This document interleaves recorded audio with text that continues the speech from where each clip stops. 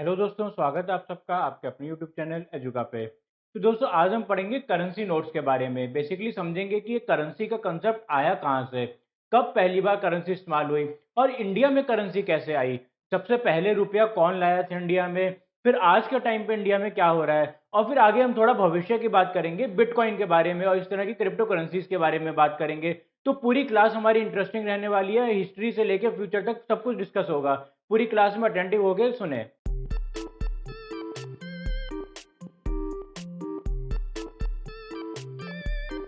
अब आइए समझते हैं कि कैसे करेंसी शुरू हुई और आज के जो हालात है करेंसी के, वहां तक हम कैसे पहुंचे।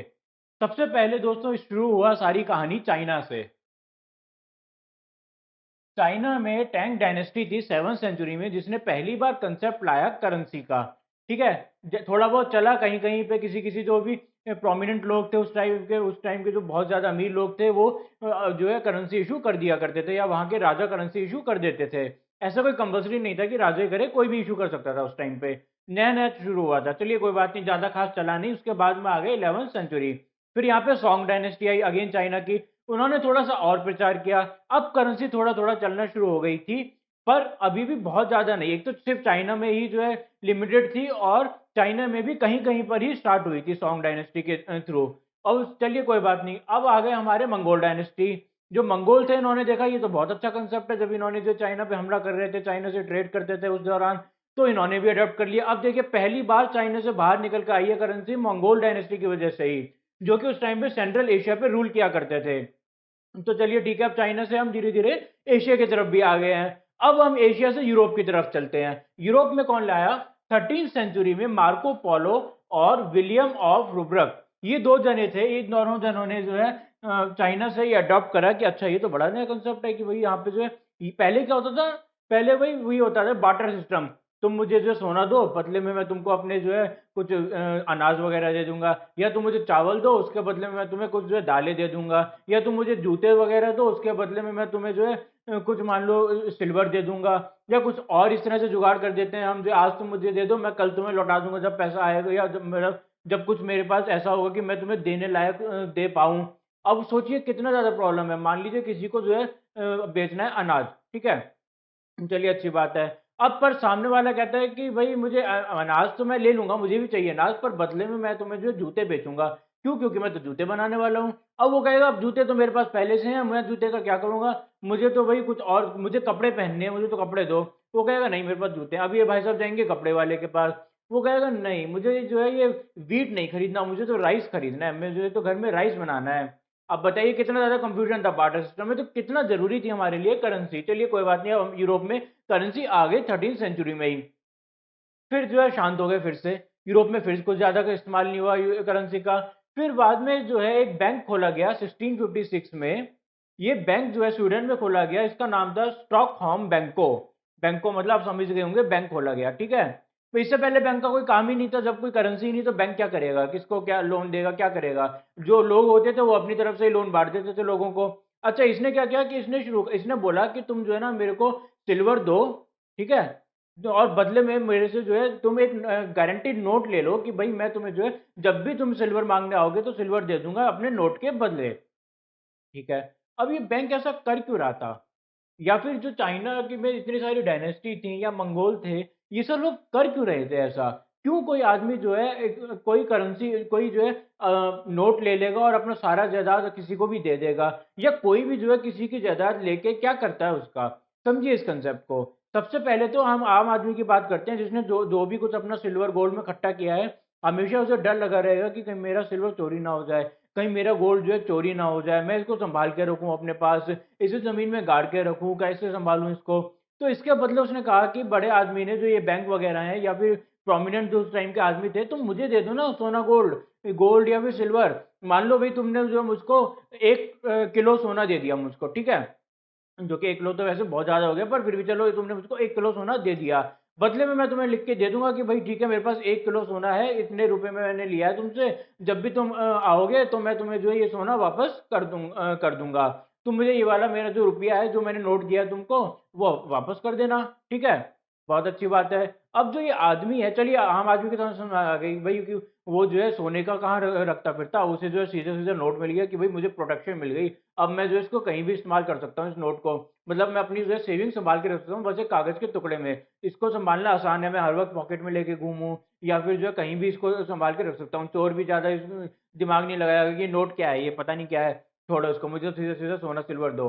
ठीक है। अब आगे बढ़ते हैं, चलिए। बात आती है कि वो बड़ा आदमी क्यों कर रहा है ये सब। भाई आप सोचिए, आपके पास सोना आ गया या फिर आपके पास जो है कुछ जो है हीरे जवाहरात या भाई कुछ भी आ गया, वीट वगैरह आ गया, जिसके बदले आपने वो नोट इशू कर दिया था, उसको आप मार्केट में बेच सकते हैं, उससे आप व्यापार कर सकते हैं। आप हो सकता है कि सोने के व्यापारी को ये सोना बेच दे या सिल्वर बेच दे। स्टॉकहोम बैंकों ने सिल्वर की बात करी थी, तो सिल्वर कहते हैं कि भाई हम सिल्वर की तरह चलते हैं, सिल्वर बेच दे वो सिल्वर के ज्वेलर को, वो आगे उससे व्यापार करते रहे और बदले में इसको पैसा मिलता रहे। इस तरह जो है फिर उस पैसे से और कमाई करे। मतलब बेसिकली जो बैंको है उसका इरादा था कि ये जो पैसा है मैं अपने पास नहीं रखूंगा, इससे मैं कमाई करता रहूंगा आगे। ठीक है, अब इसे लगा ये तो अच्छी कमाई हो रही है भाई, और नोट इशू करो और नोट इशू करो। अब बताइए, आदमी के पास है लाख रुपया और इशू कर दिया उसने 10 लाख रुपए के नोट। ठीक है। अब 10% लोग भी किसी ना किसी वजह से, मान लीजिए जो किसी कोई शादी करवानी है या कोई फंक्शन है या कोई मजबूरी हो गई, कोई बीमार हो गया, किसी ना किसी वजह से पैसे मांगने आ गए, तो बैंक के पास तो कुछ नहीं है देने को, बैंक तो खाली हो गया। लाख रुपया है उसके पास, वो सब दे देगा ज्यादा से ज्यादा, और क्या करेगा। और अगर लाख रुपए से ज्यादा मांगने वाले आ गए तो क्या होगा। ये बात बैंक ने सोची नहीं। भाई नया नया बैंक खुला था, इसे क्या पता था कि लोग जो ऐसे मांगने भी आ जाते हैं मुझसे। कोई बात नहीं, लोग मांगने आ गए और क्या हुआ रिजल्ट, ये बैंक डूब गया। ये जो राइट से ये क्रॉस हो गया, ये बैंक, पहला जो बैंक था दुनिया का स्टॉकहोम बैंक को, ये बंद हो गया। और जो ये बंदा किसने खोला था, जॉन पामस्ट्रक ने ये बैंक खोला था, और उनको जो है बाद में फांसी की सजा दे दी गई कि तुमने ऐसा कांड कर दिया, बताओ इतने सारे लोगों का पैसा ही डुबा दिया तुमने तो चलिए कोई बात नहीं। इसके बाद फिर एक और बैंक खोला गया बाद में कहीं, वो भी डूब गया।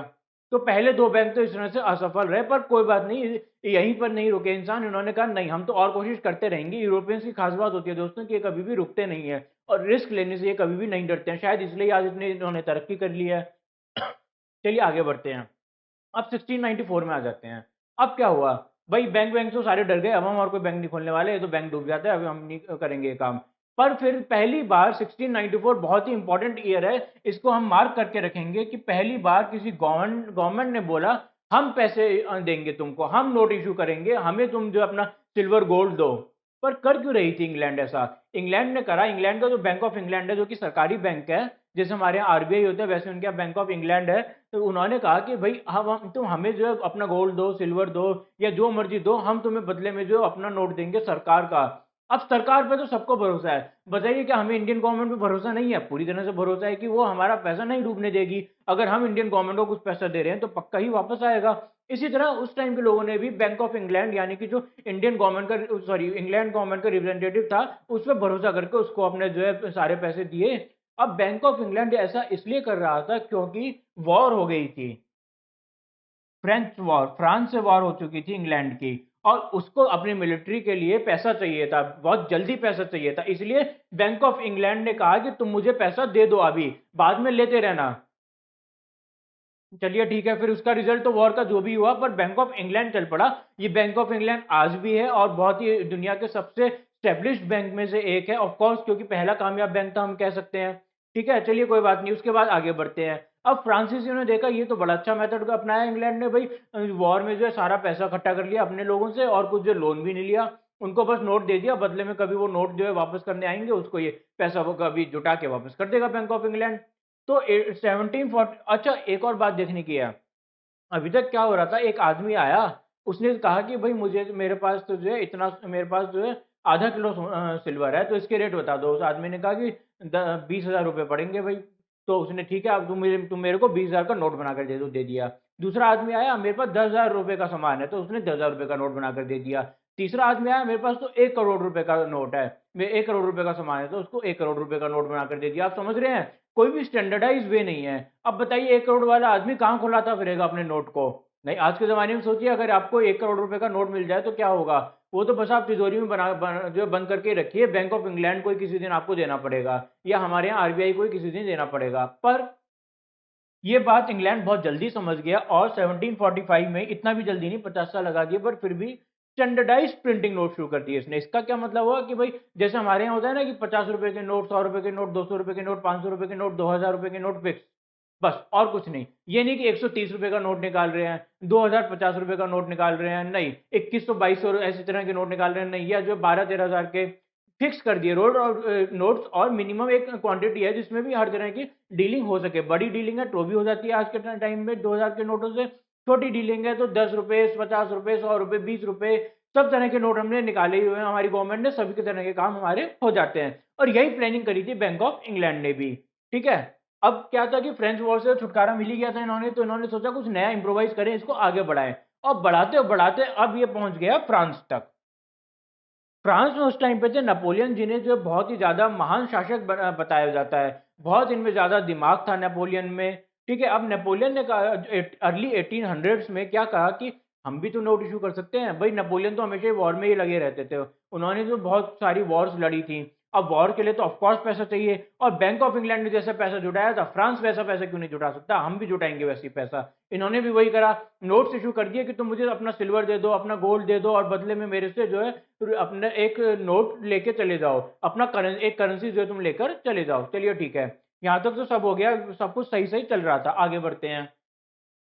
अब 1861 आ गया है, यहाँ पे जो है अमेरिका की ग्रोथ शुरू हो गई है। अमेरिका एक प्रोमिनेंट प्लेयर बन चुका है वर्ल्ड में, एक अच्छी खासी डेवलपिंग कंट्री, डेवलप्ड कंट्री बनने की तरफ जा रहा है अमेरिका। और 1861 में पहली बार ये आते हैं सैलमन चेज, जो कि यूएसए के ट्रेजरर सेक्रेटरी थे। उन्होंने क्या कहा कि भाई हम भी तो नोट इशू कर सकते हैं, हमें क्या प्रॉब्लम है, हमने हमें कौन रोकेगा, जब पूरी दुनिया नोट इशू कर रही है, पूरा यूरोप कर रहा है, मंगोल्स करते थे, चाइना कर रहा है, सब कर रहे हैं, तो हम क्यों नहीं करें। तो इन्होंने कहा कि मैं जो है एक मेरा $1 डॉलर इंट्रोड्यूस होता है दोस्तों अब यहाँ पर, और बोला कि मेरा जो है सॉरी $20.67 यानी कि $20.67 एक आउंस गोल्ड के बराबर होगा। कितने के बराबर होगा, एक आउंस गोल्ड के बराबर होगा। आउंस मतलब दोस्तों कि आधा ग्राम हो गया लगभग। ठीक है, तो ये हो गया हमारा कि उन्होंने कह दिया $20.67 आउंस के हिसाब से, आउंस गोल्ड के हिसाब से होगा। अमेरिका में एक्चुअली आउंस वगैरह ज्यादा चलता है, आउंस पाउंड इस तरह की चीजें ज्यादा चलती हैं, आज भी चलती हैं वहां पे ये सब ज्यादा। ठीक है, ज्यादा इंडिया में तो हमने शायद ही कभी सुना होगा अपने लोगों ने आउंस या पाउंड इस तरह की चीजें, वहां पर बहुत ज्यादा चलती हैं। हमारा क्योंकि हमने ब्रिटेन से अपनाया है तो हमें किलोग्राम वगैरह यूज किया करते हैं हम। तो चलिए कोई बात नहीं, आगे बढ़ते हैं। अब क्या होने लगा कि भाई क्योंकि फिक्स कर दिया कि भाई गोल्ड भी दुनिया में लिमिटेड सही है, हम भी डॉलर लिमिटेड छापेंगे, तो दोनों फिक्स कर लेते हैं कि $20.66 के बदले एक आउंस गोल्ड हो गया। पर अब हर बार जब भी माइनिंग निकलती तो लोग जो परेशान हो जाते, यार ये तो क्या होगा, गोल्ड की वैल्यू तो जब घट गई, अब 20.67 से जो 18 रह गई, 17 रह गई, 16 रह गई। अब डॉलर बड़ा कंफ्यूज, डॉलर वाले लोग जो है हमारे सैलमन जैसे बड़े कंफ्यूज, ये क्या करें, ऐसे तो हर बार कोई नई माइनिंग निकलती है, गोल्ड की वैल्यू घटती जाती है, घटती जाती है। ठीक है, अब मान लीजिए भाई आपने पहले तो $20 दे दिया किसी बंदे को, अब क्या हो गया उसकी वैल्यू गोल्ड की, अब तो पर $16 ही रह गई, गोल्ड की तो वैल्यू ही घटती जा रही है ऐसे। तो इन्होंने क्या किया कि भाई 1913 में एक फेडरल रिजर्व बनाया, जो ये इंश्योर करेगा कि अगर गोल्ड ज्यादा निकल रहा है तो मैं नोट भी ज्यादा छाप दूं, गोल्ड अगर कमी लग रही है तो मैं जो है गोल्ड थोड़ा सा शक कर लूं, कि गोल्ड मतलब अगर गोल्ड ज्यादा है तो मैं गोल्ड शक कर लूं, या फिर डॉलर इशू कर दूं, और अगर गोल्ड की कमी है तो मैं जो डॉलर शक कर लूं, इकोनॉमी में डॉलर कम कर दूं। पहली बार जो फेडरल रिजर्व जब बना 1913 में, तब शुरू हुआ करेंसी का मैनेजमेंट। इससे पहले आप देखिए कहीं भी हमारी हिस्ट्री में करेंसी के मैनेजमेंट की बात नहीं की गई है, सीधा सीधा नोट लो, मुझे जो है सोना या सिल्वर दो, बस इतनी सी बात है। करेंसी का कंसेप्ट समझा जा रहा था बस 1913 से पहले तक। बट क्योंकि अमेरिका ने बहुत ज्यादा तरक्की कर ली थी और 1913 में अमेरिका समझ गया था इस करेंसी ही को कैसे होल्ड करना है, ये करेंसी ही हमारा फ्यूचर है, करेंसी में ही मुझे काम करना है। तो इन्होंने फेडरल रिजर्व बना के करेंसी की मैनेजमेंट स्टार्ट कर दी, यानी कि अगर मैंने $20.67 पे तय कर दिया है गोल्ड को, तो अब मैं इसको यहां से हिलने नहीं दूंगा बिल्कुल भी। जैसा हमने बताया कि भाई गोल्ड ज्यादा हो जाए तो गोल्ड तक कर लो, या डॉलर ज्यादा कर दो, गोल्ड कम हो जाए तो डॉलर भी कम कर लो मार्केट से। ठीक है, जो कि आज सभी दुनिया के जितने भी बैंक्स हैं, जितने भी रिजर्व बैंक्स वगैरह हैं, सभी करते हैं। इंडिया की आरबीआई भी यही करती है, जो कि बहुत ज्यादा मुश्किल काम है हर वक्त आपको मैनेज करना अपनी करेंसी को। चलिए आगे बढ़ते हैं, वो भी हम पढ़ेंगे इंडियन करेंसी के बारे में भी, और कैसे मैनेज किया जाता है करेंसी को। अब गोल्ड माइनिंग से छुटकारा मिल गया, ठीक है, अब हो गई वर्ल्ड वॉर। वर्ल्ड वॉर यहीं हुई थी, 1913 के आसपास ही वर्ल्ड वॉर हुई थी। बहुत ज़्यादा जो है मार्काट उसमें हुई, सारे यूरोपियंस जो एक दूसरे के ऊपर चढ़े हुए थे, कोई किसी पे हमला कर रहा है, कोई जर्मनी को दबा रहा है, कोई फ्रांस को दबा रहा है, कोई इंग्लैंड किसी पर हमला कर रहा है, कहीं कुछ हो रहा है। और अमेरिका भी पीछे तो था ही नहीं, अमेरिका भी शामिल साथ में वॉर में, सब कुछ हो रहा है। चलिए कोई बात नहीं, वॉर से निपटे ही थे हम, अभी अभी वॉर से निपटे ही थे। उसके बाद आ गया 1918, जैसे आज के टाइम में आ गया ना, 2019 के टाइम में कोरोना निकल आया, इसी तरह 1918 में आज से ठीक लगभग 100 साल पहले जो है एक और इसी तरह की पेंडेमिक निकल आई थी, जिसने करोड़ों लोगों को मार डाला था। इतनी भयानक पेंडेमिक थी। अब सोचिए, पहले तो वॉर भी हो गई, वो भी वर्ल्ड वॉर, छोटी मोटी वॉर नहीं, कितनी सारी देशों के बीच में जो है वर्ल्ड वॉर हो गई। उसके बाद में आप ये भी आ गया पेंडेमिक। तो लोगों की हिम्मत कितनी ज्यादा टूट गई थी। लोग सोचिए, कोरोना में ही कितने ज्यादा लोगों का नुकसान हो रहा है, कितना मुश्किल है लोगों का सर्वाइवर। और वो पेंडेमिक तो सालों तक रहा था। और बहुत ज्यादा उस टाइम पे तो वही इलाज के भी इतने ज्यादा ऑप्शन नहीं थे, तो बहुत ज्यादा डेथ्स भी हो रही थी, तो निराशा फैल गई थी, लोग दुखी हो गए थे।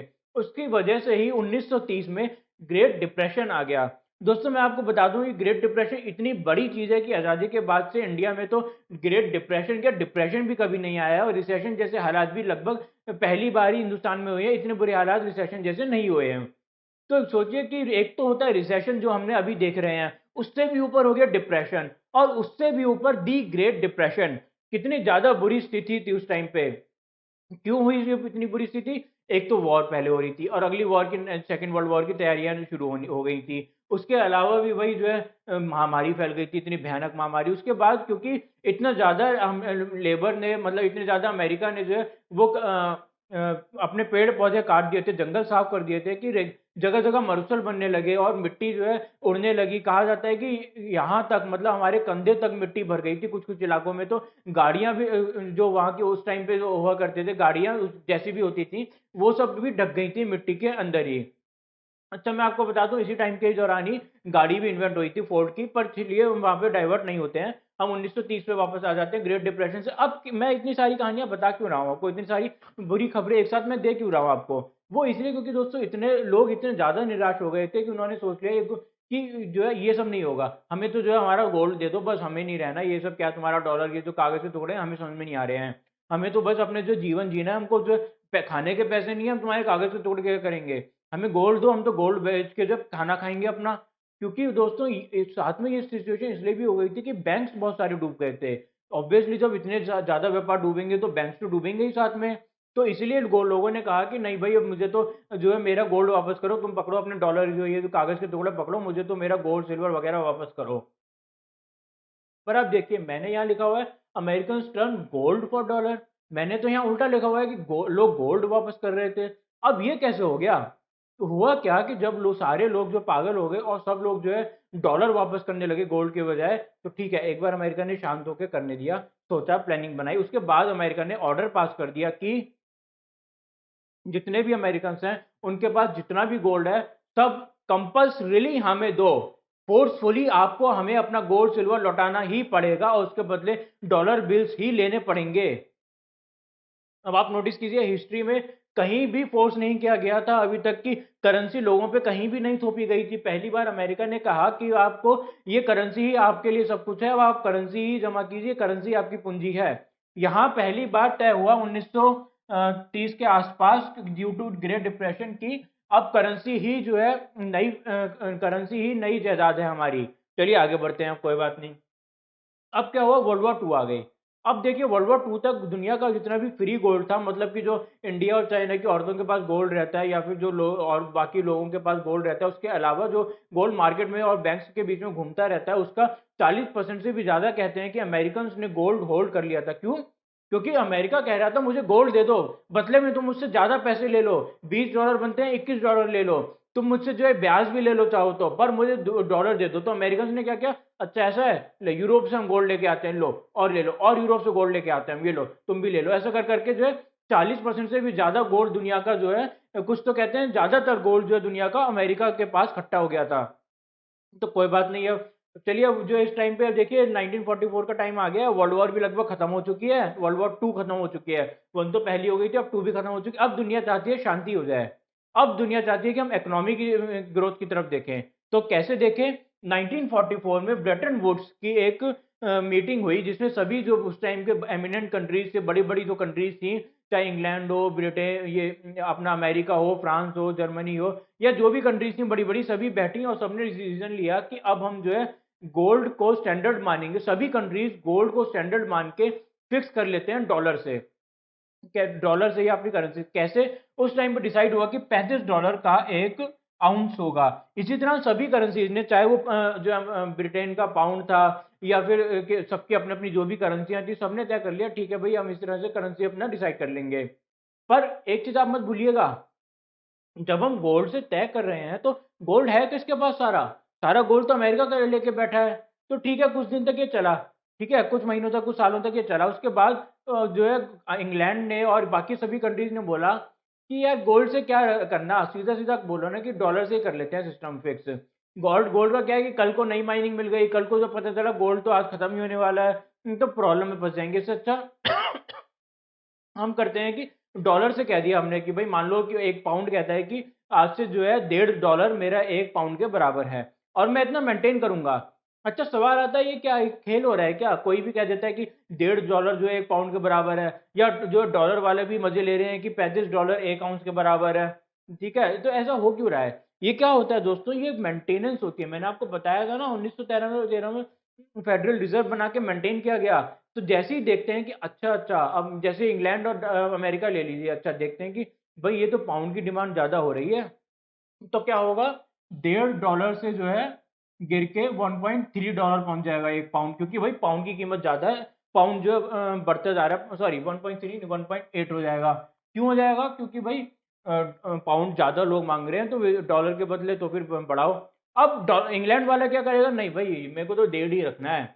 लो, तुम्हें ज्यादा चाहिए ना पाउंड, लो मैं जो करेंसी छाप के तुम्हें पकड़ा देता हूँ, तो तुम रख लो, मेरी जो करेंसी थोड़ी सी गिरा दो।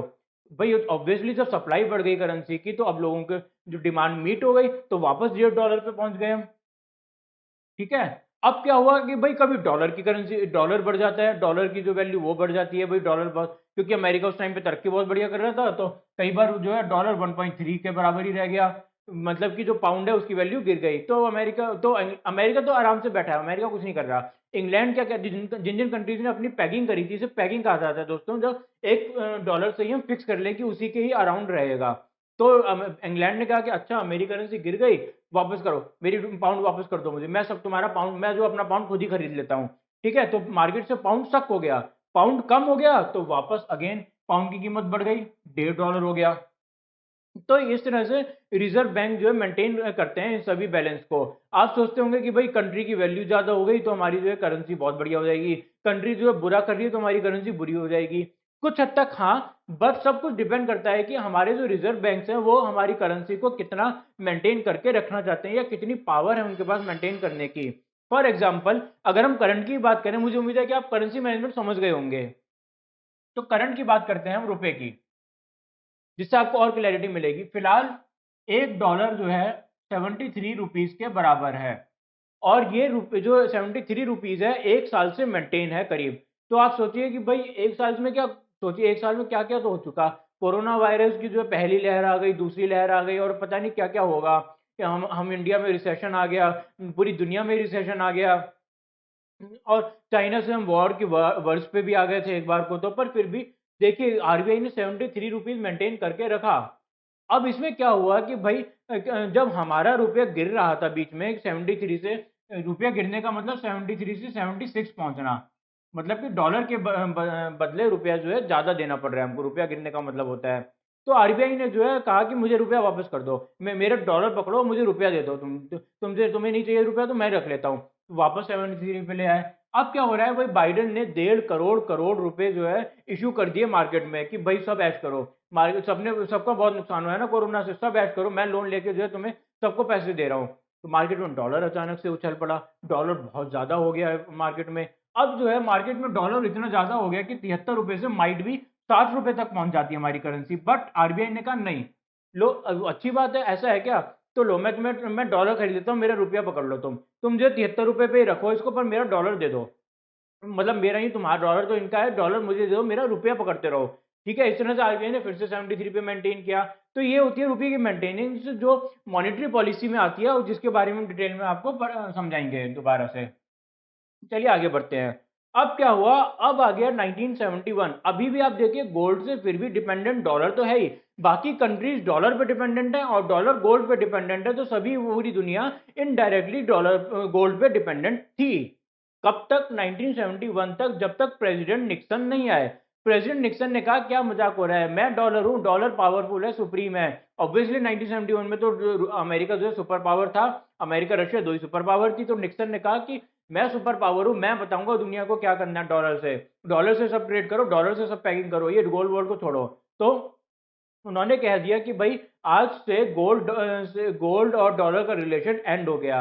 अब आप ये समझिए कि इस टाइम पे 1971 के बाद से किसी भी देश को अपना गोल्ड रिजर्व मेंटेन करने की जरूरत नहीं है। इंडिया को भी अपना गोल्ड रिजर्व मेंटेन करने की जरूरत नहीं है, और ना ही लोग उतना डॉलर रिजर्व मेंटेन करते हैं जितना कि करेंसी इशू करते हैं।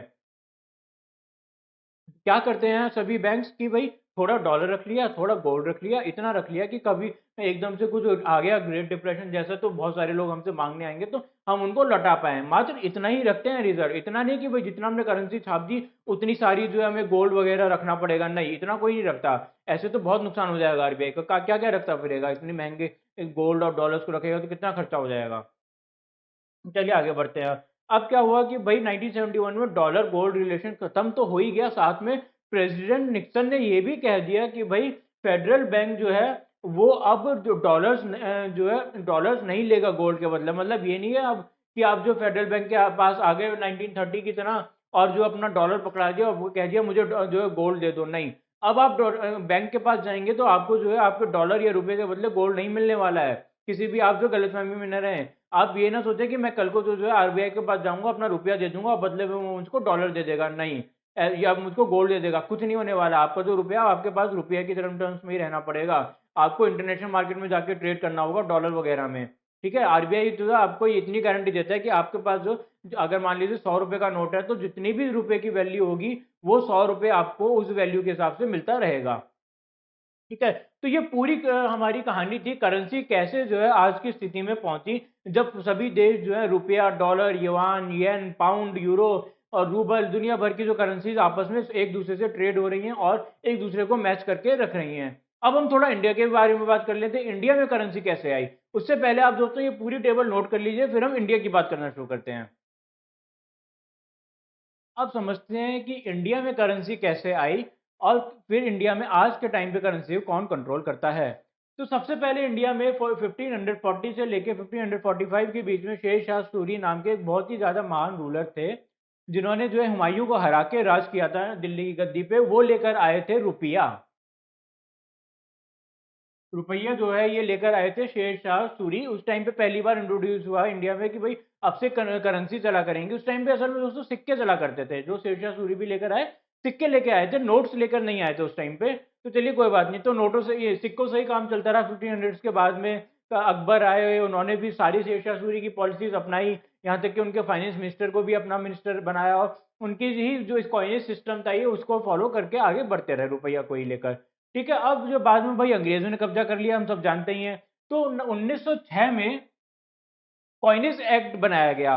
कॉइनेज एक्ट में क्या कहा गया था कि गवर्नमेंट ऑफ इंडिया, यानी कि जो ब्रिटिश गवर्नमेंट ऑफ इंडिया थी, जो ब्रिटेन कंट्रोल कर रहे थे इंडिया पे, उन्होंने वो लोग जो है कॉइन इशू करने की पावर रखते हैं और सिर्फ वही कॉइन पावर इशू करने की पावर रखते हैं।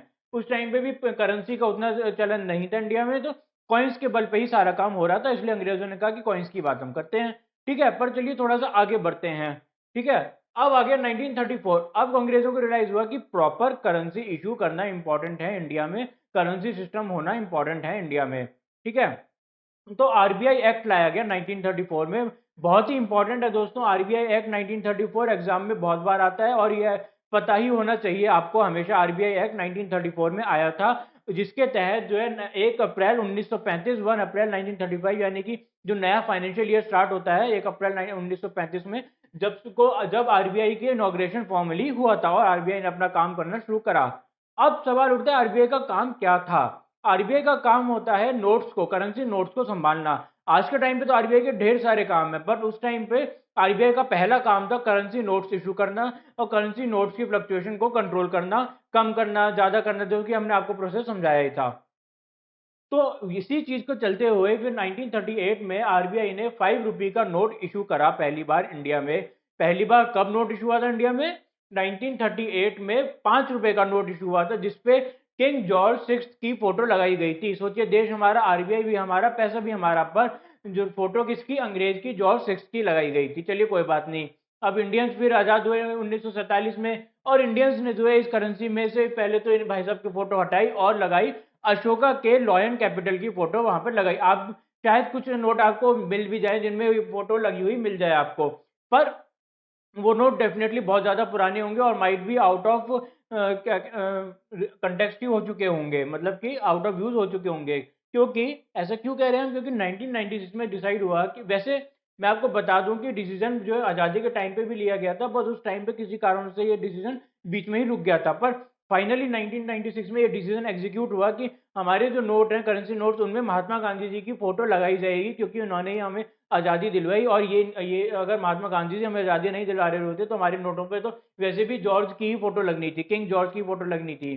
तो इसलिए जो है महात्मा गांधी जी की फोटो भी नोट्स पे लगी, और उसके बाद से आज तक भी चली आ रही है, और आगे भी उम्मीद करते हैं चलती रहेगी यही प्रथा कि महात्मा गांधी जी की फोटो लगी रहे। ठीक है।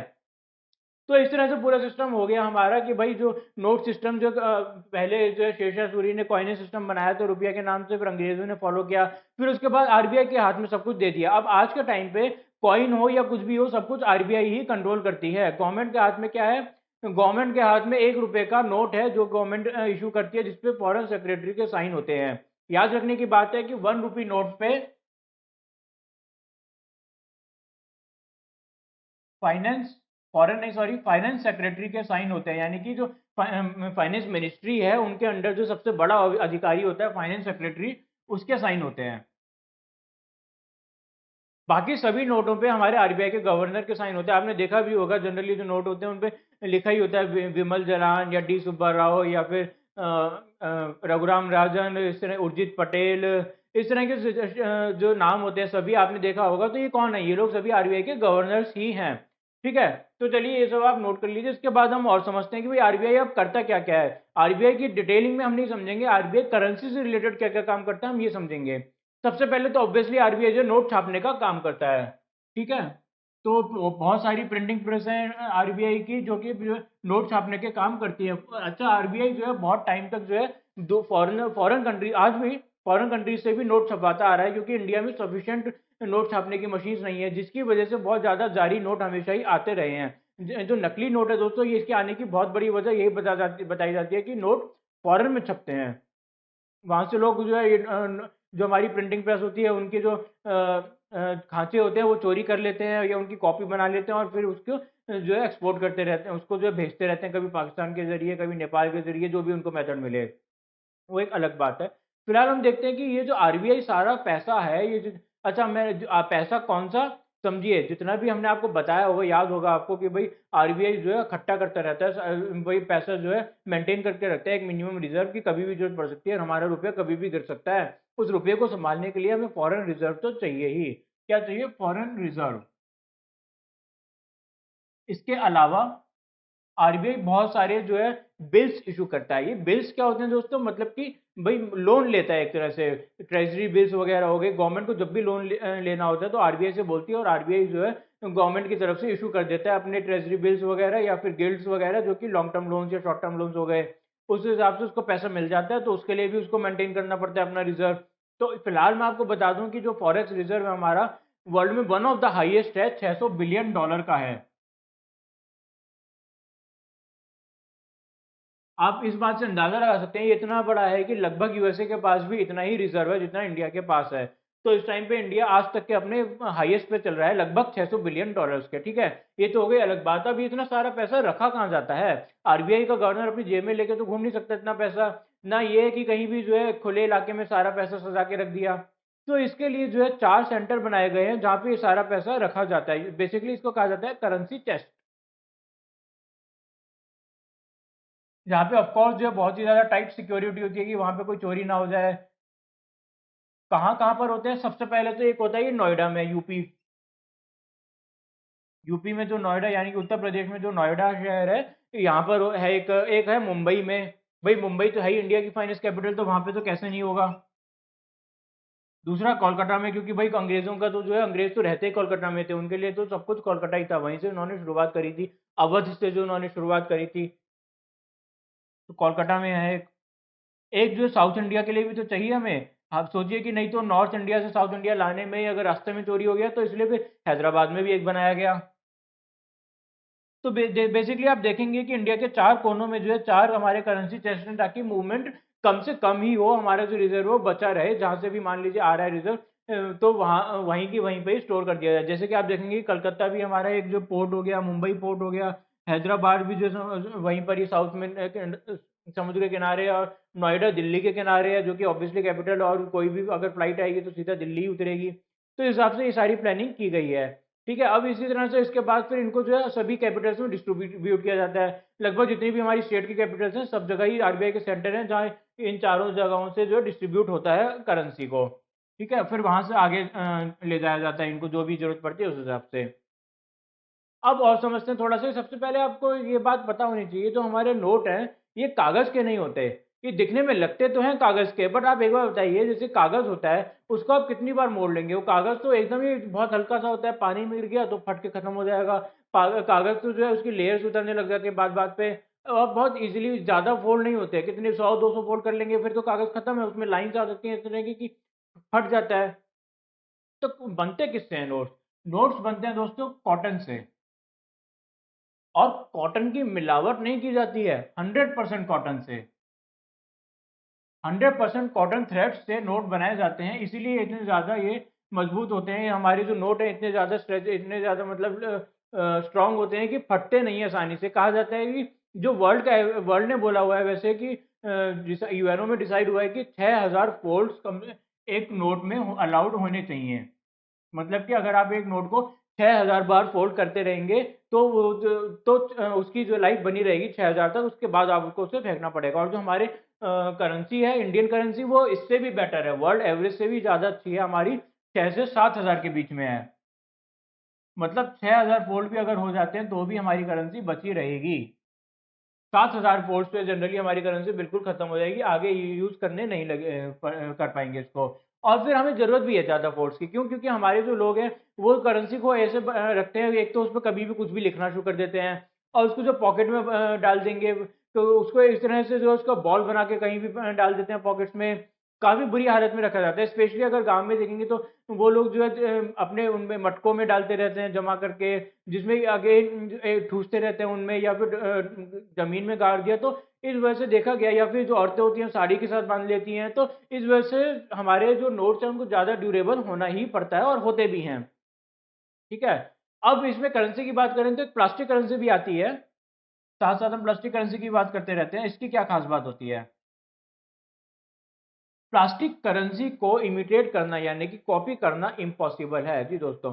प्लास्टिक करेंसी कॉपी की ही नहीं जा सकती। आपने सुना ही होगा, हमारे तो इंडिया में जो नोट्स होते हैं उनके जारी नोट आ ही जाते हैं। अब जैसे जो भी नए नोट आए हैं इनके भी जो धीरे धीरे नकली नोट आने लगे हैं, 500 और 2000 के नोटों के पर।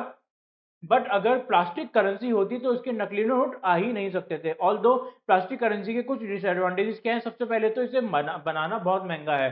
जो हमारा एक नोट होता है वो तकरीबन 1-1.5 रुपए में बन जाता है, जबकि जो प्लास्टिक करेंसी है इसमें काफी ज्यादा महंगा पड़ता है, 10 रुपए तक भी खर्चा आ जाता है, 5-7 रुपए 10 रुपए खर्चा आ जाता है। ठीक है, पहली बात। दूसरी बात, इंडिया में जैसे मैंने आपको बताया कि बहुत बुरी हालत में करेंसी नोट्स रखे जाते हैं। आप कोई कोई उन पे लिख रहा है पेन से, कुछ कोई फोल्ड कर रहा है, कोई उनको बॉल बना रहा है, कुछ कर रहा है।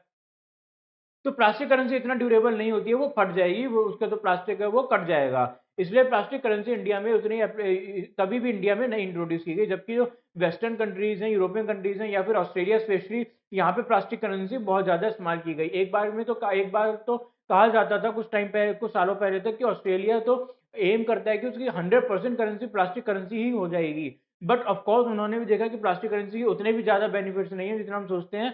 और कभी कभी some rare cases plastic currency के भी नकली नोट पाए गए हैं। तो इसलिए ऑस्ट्रेलिया ने भी अपनी करेंसी को 100% कन्वर्ट नहीं किया, एक मिक्सअप ही रखा है। तो ये हो गया हमारी प्लास्टिक करेंसी की बात। ठीक है, अब हम आगे बढ़ते हैं और कुछ समझते हैं। अब आरबीआई ने भी देखा कि भाई हमारे यहाँ एक क्लीन नोट पॉलिसी होनी चाहिए। ये बात आप ध्यान रखें, ये भी जो आरबीआई ने एक निकाला, क्लीन नोट पॉलिसी। इसके तहत कहा गया, बैंकों को सलाह दी गई कि आप जो है आपने देखा होगा पहले, मुझे उम्मीद है कि आपने देखा होगा, पहले जो आते थे ना बैंक से नोट, वो स्टेपल्ड होते थे। बट अब क्या होता है, कोई भी नोट की जो गड्डी होती है बैंक के अगर बैंक के थ्रू आ रही है एटलीस्ट, तो स्टेपल्ड नहीं होगी, वो रबर बैंड से बंधी हुई होती है। No notes to be stapled, ये आरबीआई का आदेश था। Only rubber band and paper slips to be use. Writing on notes is illegal, और आपको कभी भी नोट्स पे नहीं लिखना चाहिए। कुछ लोग तो जो है करेंसी नोट्स को ही अपना नोटपैड बनाकर बैठ जाते हैं, ये बहुत ही गलत बात है। इससे जो हमारे देश को भी नुकसान होता है, क्योंकि आरबीआई को बार बार ये नोट जो है छापने पड़ते हैं, प्लस एक नोट की गरिमा भी खराब होती है। No writing on notes allowed.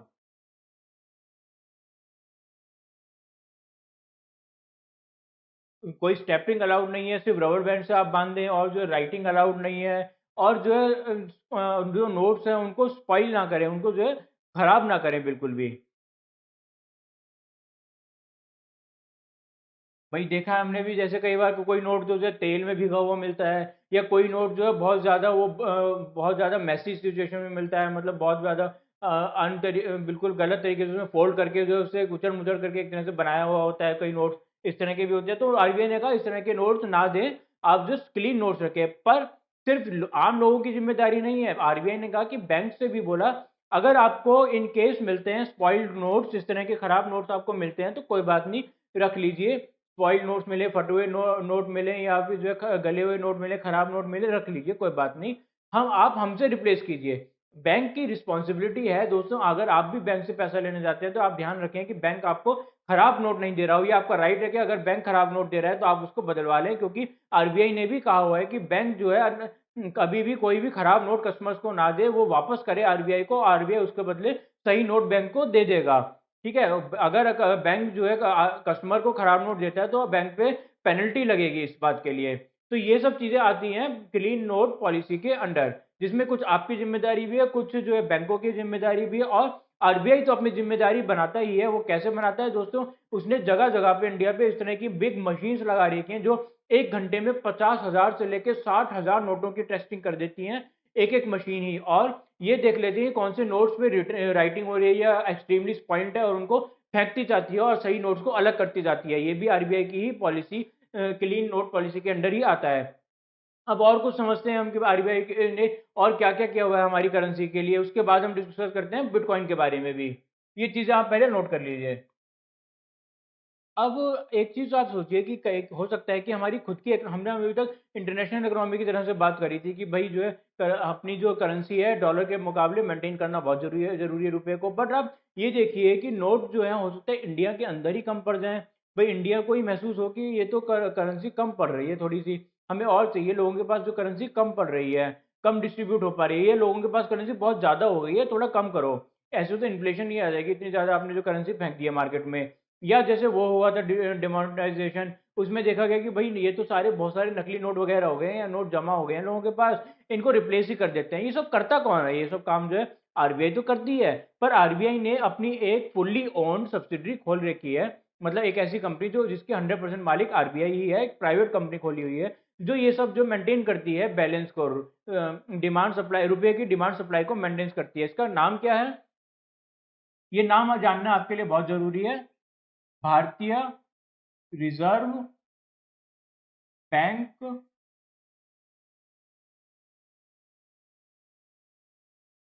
Note मुद्रा प्राइवेट लिमिटेड। अगर इसको शॉर्ट में बोलना चाहें हम तो BRBNMPL। भारतीय रिजर्व बैंक नोट मुद्रा प्राइवेट लिमिटेड वो संस्था है जो कि रुपए की डिमांड और सप्लाई को मेंटेन करने का काम करती है। आरबीआई को बताती है अब ज्यादा हो गया रुपया मार्केट में या कम हो गया, आप छाप दीजिए या फिर रोक लीजिए। ठीक है, अब इसके बाद आगे बढ़ते हैं। चलिए ये तो हो गया हमारा। अब जो हमारा नोट है, आपने कभी ऑब्जर्व किया है कि उसके बैक साइड पे साइड में कुछ अजीब अजीब से लैंग्वेजेस लिखी होती हैं ढेर सारी, और फ्रंट में भी हिंदी इंग्लिश वगैरह तो होती ही हैं। तो कितनी लैंग्वेज होती है हमारे नोट में टोटल? टोटल हमारे नोट में 17 लैंग्वेजेस होती हैं, जिनमें से 2 at front side, 15 at back side. Back side में आपने देखा ही होगा कि जो 15 लैंग्वेजेस हैं एक के बाद एक लाइन में नीचे लिखी होती हैं, ये जो 15 लैंग्वेजेस हैं ये 22 शेड्यूल्ड लैंग्वेजेस में से ही ली गई हैं सारी की सारी, आउट ऑफ 22 शेड्यूल्ड लैंग्वेजेस। और जो दो है हमारी, उनमें से एक तो हिंदी हो गई और एक इंग्लिश हो गई।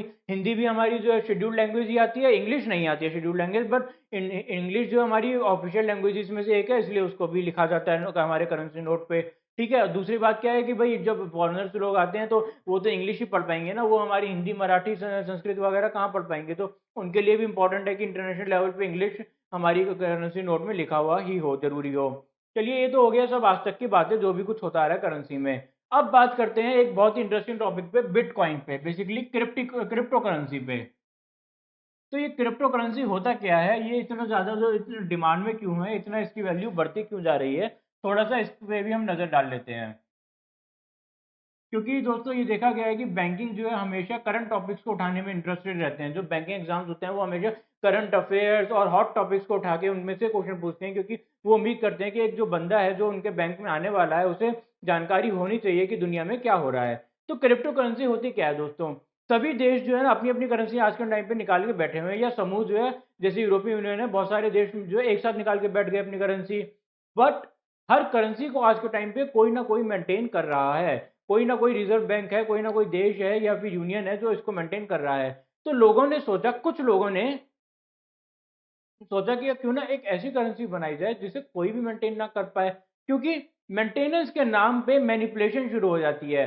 तो खासकर चाइना, जापान, इस तरह के देश आप देखेंगे तो बार बार ये लोग जो अपनी करेंसी को मैनिपुलेट करने की कोशिश करते हैं। जब इन्हें लगता है कि इनका देश को जो इम्पोर्ट ज़्यादा करवाना है तो गिरा दो अपनी करेंसी को, क्योंकि उसमें जो सॉरी इनका जो करेंसी है उसमें एक्सपोर्ट ज़्यादा कराना है तो गिरा दो करेंसी को, एक्सपोर्टर्स को फ़ायदा मिलता है। या फिर इन्हें लगता है कि भाई हमें इम्पोर्ट की ज़्यादा ज़रूरत पड़ सकती है तो बढ़ा दो करेंसी को, क्योंकि उसमें जो है इंपोर्टर्स को फायदा मिलता है। तो इस तरह की चीजें ये लोग बहुत ज्यादा करते हैं।